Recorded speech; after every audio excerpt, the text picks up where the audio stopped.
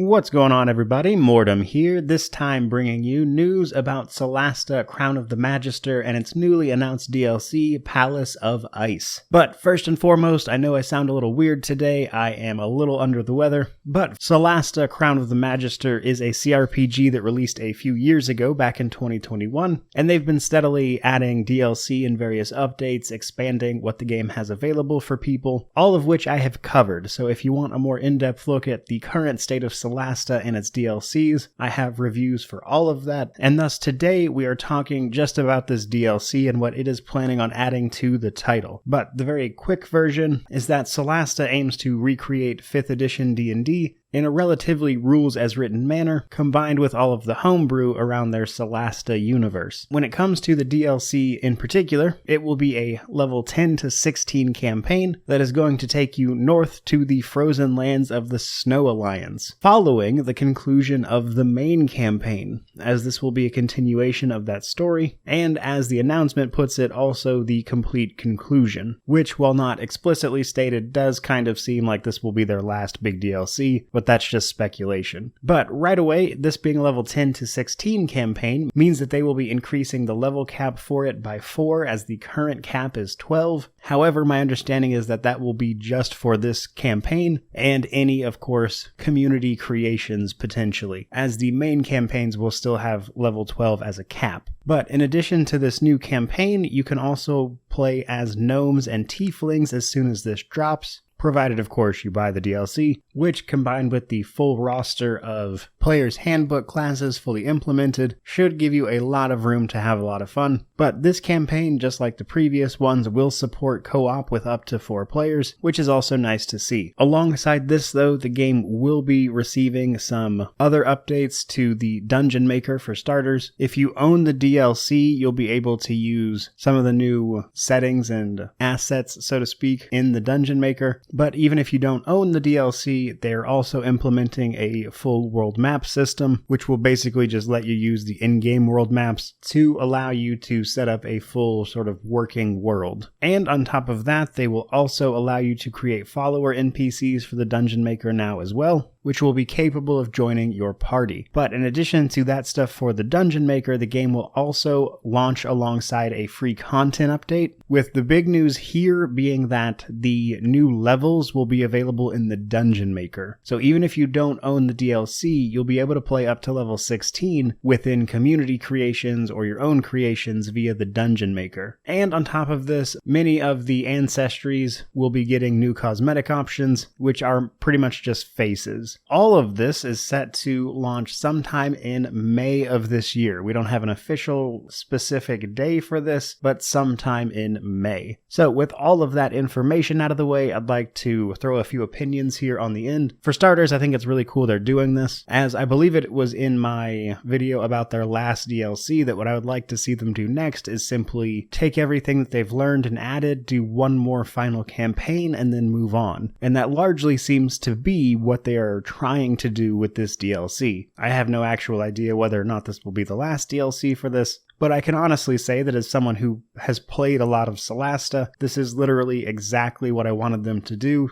to kind of cap everything off, so this is great for me at least. On top of that, getting the Tiefling alongside the implementation of the Warlock with the last DLC, and I'll be able to play through this campaign with exactly my preferred class and race combo, which is, again, fantastic for me personally. I'm very excited for this myself, and I hope you, the viewer, at least find it interesting. And if you want to learn more about Solasta, remember to check out my reviews, but the short version is, I enjoy it, but it is a little janky around the edges, which you could probably tell just by watching this video. But that is pretty much going to wrap it up, guys. I hope you enjoyed it. Let me know what you think about this new upcoming DLC down in the comment section below, but regardless of any of that, truly, thank you so much for watching. I really do appreciate it. May you wander in wisdom and have an amazing day.